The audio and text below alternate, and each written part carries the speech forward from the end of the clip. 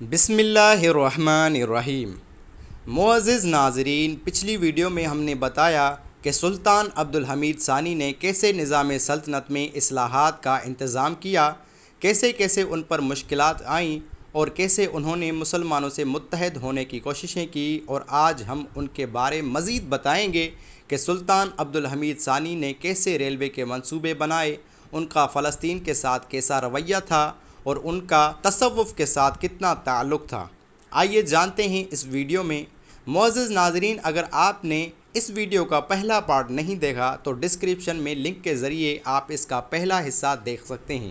Video کو شروع کرنے سے قبل آپ سے ایک درخواست ہے کہ اگر آپ نے ہمارے چینل انفو فیکٹس کو ابھی تک سبسکرائب نہیں کیا تو ابھی سبسکرائب کریں اور ساتھ ہی بیل آئیکن کو بھی کلک کریں تاکہ ہماری نئی آنے والی ویڈیوز آپ تک بآسانی پہنچ سکیں۔ تو بڑھتے ہیں اپنے اصل موضوع کی طرف۔ معزز ناظرین، 19ویں صدی میں دنیا بھر میں تیز ترین حرکت کے لیے ٹرینوں کا استعمال ہو رہا تھا۔ ایسے میں سلطان عبدالحمید کی توجہ بھی ریلوے ٹریکس کی جانب تھی۔ 19ویں صدی عیسوی کے اواخر میں جرمنی کے تعاون سے سلطنت عثمانیہ میں کچھ ریل کے منصوبے مکمل کیے گئے اور 1897 عیسوی میں سلطنت عثمانیہ کے یونان کے خلاف جنگ جیتنے میں ان ٹریکس نے اہم کردار ادا کیا۔ دیگر چھوٹے ٹریکس کے علاوہ سلطان عبدالحمید کی جانب سے ریل کے دو بہت اہم منصوبے شروع کیے گئے جو تاریخی اہمیت کے حامل ہیں۔ حجاز ریلوے کا منصوبہ اگرچہ سلطان عبدالحمید کے حکومت سنبھالنے سے قبل ہی زیر غور تھا، تاہم اس پر کام 1900 عیسوی میں شروع ہوا۔ 19ویں صدی کی آخر میں سلطان کو اس بات کا یقین ہو گیا تھا کہ حجاز مقدس کے ارد گرد سیکیورٹی صورتحال، معاشی استحکام، حجاج کرام کی آسانی اور دفاعی اعتبار سے اس ریلوے کا قیام ناگزیر تھا۔ چنانچہ دمشق سے مدینہ منورہ کی جانب ریلوے لائن بچھانے کا کام شروع کیا گیا۔ یہ ٹریک شام، فلسطین، عرب کے صحرا سے ہوتا ہوا مدینہ منورہ تک آنا تھا، جس کے لیے بہت بڑی رقم درکار تھی۔ سلطنت کے مالی حالات اس ٹریک کی تعمیر کے لیے کافی نہ تھے، چنانچہ اس میں رضاکارانہ طور پر چندہ جمع کرنے کا سلسلہ شروع ہوا۔ سلطان نے سب سے پہلے اس مقصد کے لیے اپنے ذاتی مال سے حصہ ڈالا اور اسی طرح کئی وزراء کی جانب سے بھی اس میں حصہ ڈالا گیا۔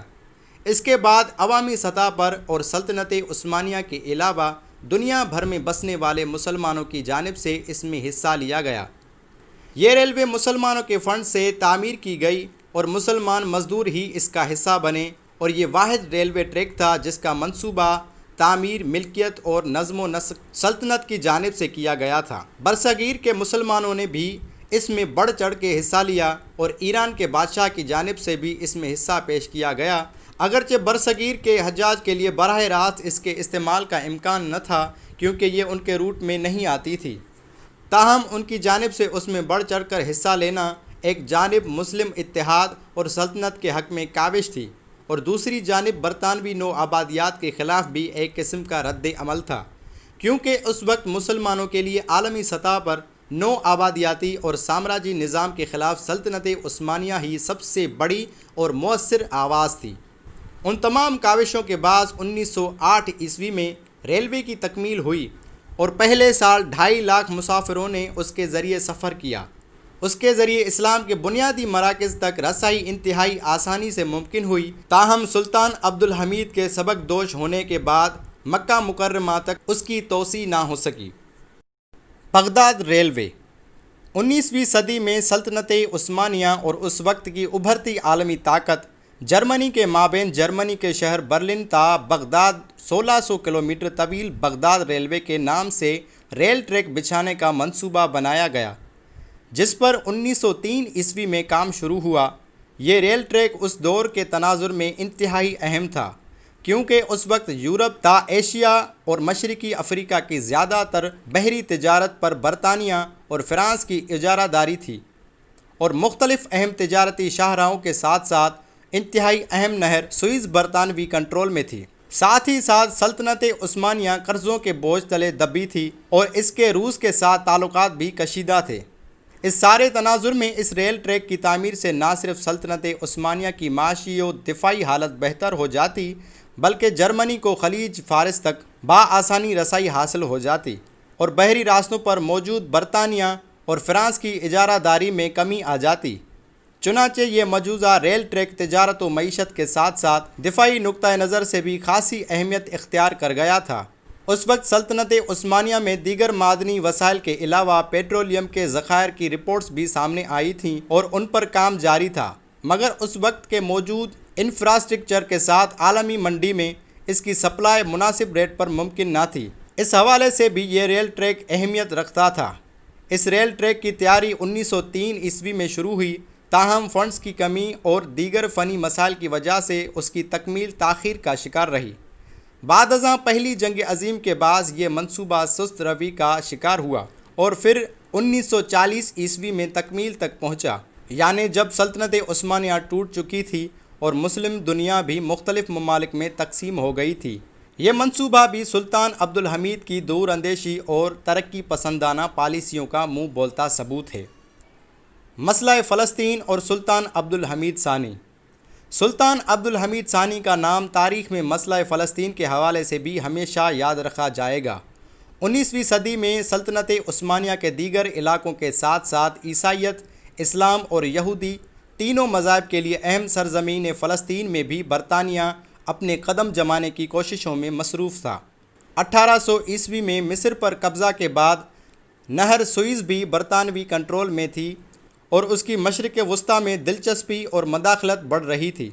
ساتھ ہی ساتھ عرب قومیت کے نام پر اٹھنے والی تحریکیں بھی سرگرم تھیں۔ تاہم اس وقت تک فلسطین میں مذہبی تنوع بھی قائم تھا اور مذہبی ہم آہنگی بھی تھی۔ 1897 اگست میں سوئٹزرلینڈ میں پہلی عالمی صہیونی کانگریس کے موقع پر تھیوڈر ہرزل نے عالمی صہیونی تحریک دی ورلڈ زیونسٹ آرگنائزیشن کی بنیاد رکھی، جس کے مقاصد میں اولین فلسطین میں یہودیوں کو بسانا تھا۔ تھیوڈر ہرزل مغربی طاقتوں کی کچھ تائید کے بعد خلیفہ عبدالحمید ثانی سے ملاقات کے لیے کوششیں کرنے لگا اور 1896 سے 1902 کے درمیان 5 مرتبہ استنبول آیا اور ابتدا میں اس بات کا اظہار کیا کہ اگر سلطنت عثمانیہ یہودی مہاجرین کو پناہ دے تو وہ سلطنت کے ماتحت رہیں گے اور اپنے کاروبار کے ذریعے بڑی رقم ٹیکس کی مد میں دیں گے۔ مہاجرین کی مدد مغرب میں بسنے والے امیر اور کاروبار کے مالک یہودی کریں گے۔ سلطان عبدالحمید نے یورپ میں مظالم سہنے والے یہودی مہاجرین کے سلطنت میں آنے پر آمادگی ظاہر کی، مگر ساتھ یہ شرط رکھی کہ ان تمام کو کسی ایک جگہ پر نہیں رکھا جائے گا بلکہ مختلف جگہوں پر رہیں گے۔ تاہم تھیوڈر ہرزل چاہتا تھا کہ ایسی شرائط رکھی جائیں کہ یہودیوں کی ایک بڑی کمپنی کا قیام ممکن ہو جو ضرورت پڑنے پر جتنی چاہے زمین خرید سکے تاکہ ان کے خفیہ ارادوں کی تکمیل ہو۔ چنانچہ ہرزل اور سلطان کے مابین معاہدہ طے نہ پایا۔ سلطان نے یہودی مہاجرین کو فلسطین میں آباد ہونے کی اجازت نہ دی کیونکہ وہ صہیونی عزائم سے آگاہ تھا اور کسی طور پر بھی بیت المقدس کے شماریات میں تبدیلی کے مخالف تھا۔ سلطان نے واضح طور پر فلسطین کا علاقہ صہیونیوں کو دینے سے انکار کیا اور ساتھ ہی ساتھ وہاں اس خطرے کے پیش نظر کہ یہودی اپنے قدم جمانے شروع کر دیں گے، فلسطین میں صہیونیوں کے زمین خریدنے پر بھی پابندی لگا دی۔ خلیفہ کا نظریہ تھا کہ وہاں پر عربی تفوق قائم رہنا چاہیے۔ سلطان کے اجازت نہ دینے کے باوجود غیر قانونی طریقے سے یہودیوں نے کچھ نہ کچھ آبادگاری فلسطین کے مختلف علاقوں میں شروع کی۔ ہرزل کی جانب سے سلطان کو خطیر رقم کی پیشکش کی گئی۔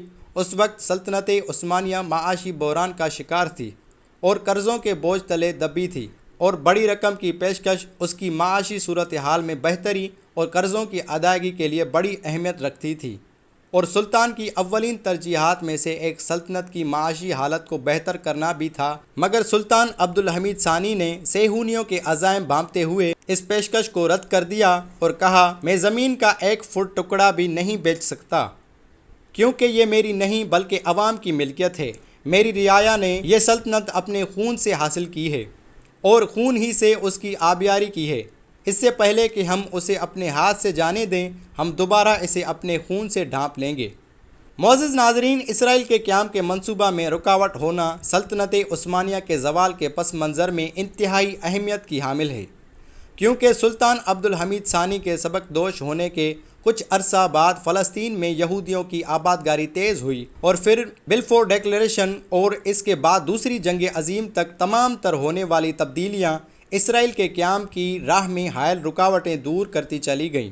یہ سوال تاریخ میں موجود ہے کہ اگر ایک جانب مغرب میں یہودی کمیونٹی پر انتہائی درجے کے مظالم ڈھائے جا رہے تھے تو دوسری جانب صہیونی لابی کے لیے کیسے ممکن ہوا کہ وہ تسلسل کے ساتھ اپنے منصوبے کو عملی جامہ پہناتے رہے، حتیٰ کہ ہولوکاسٹ کے باوجود بھی وہ اپنے مذموم مقصد میں کامیاب رہے۔ سلطان عبدالحمید ثانی کا تصوف سے لگاؤ۔ سلطان عبدالحمید ثانی خود بھی تصوف سے لگاؤ رکھتے تھے اور انہوں نے مسلمانوں کے مابین اتحاد و یگانگی اور مختلف امور میں مشاورت کے لیے مختلف سلاسل طریقت کے ساتھ مضبوط روابط قائم کیے۔ 19ویں صدی میں مجموعی طور پر مسلم دنیا مغربی نو آبادیات کا شکار ہو رہی تھی اور شمالی افریقہ میں بھی سلطنت عثمانیہ کو فرانسیسی یلغار کا سامنا تھا۔ چنانچہ وہاں سلطان عبدالحمید نے مختلف سلاسل کے ساتھ گہرے روابط قائم کیے تاکہ تمام بیرونی اور اندرونی خطرات کا مقابلہ کیا جا سکے اور مسلم امت کے اتحاد کو قائم رکھا جائے۔ 1881 عیسوی میں تیونس پر فرانسیسی حملے کے پیش نظر انہوں نے شمالی افریقہ میں جہاں اپنی عسکری موجودگی کو بڑھایا تو وہیں تصوف کے مختلف سلاسل سے اپیل کی کہ وہ عوامی سطح پر سلطنت کے دفاع کے لیے آگاہی مہم چلائیں۔ دارالخلافت میں ایک مرکزی کمیٹی بھی بنائی گئی جس میں علماء و مشائخ شامل تھے اور سلطان کے مشیر کی حیثیت سے کام کرتے تھے۔ سلطان عبدالحمید ثانی کی بیٹی عائشہ کے مطابق سلطان عبدالحمید مضبوط عقیدہ رکھنے والے مسلمان تھے جو پنجگانہ نماز پڑھتے تھے اور باقاعدگی سے قرآن کریم کی تلاوت کرتے تھے۔ مزید برآں ان کی بیٹی کے مطابق سلطان ایک روحانی شخصیت تھے جو کم از کم 2 صوفی سلاسل سے وابستہ تھے۔ سلطان عبدالحمید ثانی کی حکومت کا اختتامیہ۔ 1908 عیسوی میں لبرل گروپ ینگ ترکس نے ایک بار پھر پرزور تحریک چلائی۔ سلطان عبدالحمید نے پارلیمنٹ اور 1876 عیسوی کے آئین کو بحال کر دیا۔ آئین میں تبدیلیاں لائی گئیں اور خلیفہ کے اختیارات کو مزید محدود کیا گیا۔ تاہم 1909 عیسوی میں سلطنت میں عدم استحکام اور حالات خراب ہونے پر خلیفہ سلطان عبدالحمید کو سبک دوش ہونا پڑا۔ مورخین کے مطابق اگرچہ خلیفہ ان حالات کے ذمہ دار نہ تھے تاہم یہ ان کے دور حکومت کے اختتام کا باعث بنے۔ ان کے بھائی محمد راشد کو ینگ ترکس کی جانب سے نیا سلطان منتخب کیا گیا۔ یہ درست ہے کہ سلطان عبدالحمید بحیثیت مجموعی سلطنت کے زوال کو نہ روک سکے تاہم انہوں نے اس کی گرتی دیواروں کو ایک بار پھر سے مضبوط کیا اور سامراجی طاقتوں کے سامنے ڈٹ کر کھڑے ہوئے۔ یہ سلطان عبدالحمید ثانی ہی کی کاوشوں کا ثمر تھا کہ سخت ترین سیکولر انقلاب کے باوجود ترکی کی اسلامی شناخت کو ختم نہیں کیا جا سکا۔ مغربی قومیت کے اثرات کے باعث آنے والے سالوں میں سلطنت عثمانیہ کے ٹوٹنے کے بعد نہ صرف ملت اسلامیہ تقسیم در تقسیم ہوئی بلکہ آج تک دنیا میں حقیقی آزادی اور حریت حاصل نہ کر پائی۔ معزز ناظرین، سلطان عبدالحمید ثانی نے 10 فروری 1918 عیسوی کو 75 سال کی عمر میں ترکی میں وفات پائی۔ ان کا مزار استنبول میں ہے۔ معزز ناظرین، اگر یہ ویڈیو آپ کو پسند آئی ہو تو اس ویڈیو کو لائک شیئر کرنا نہ بھولیں اور کمنٹ میں اپنی رائے ضرور دیں۔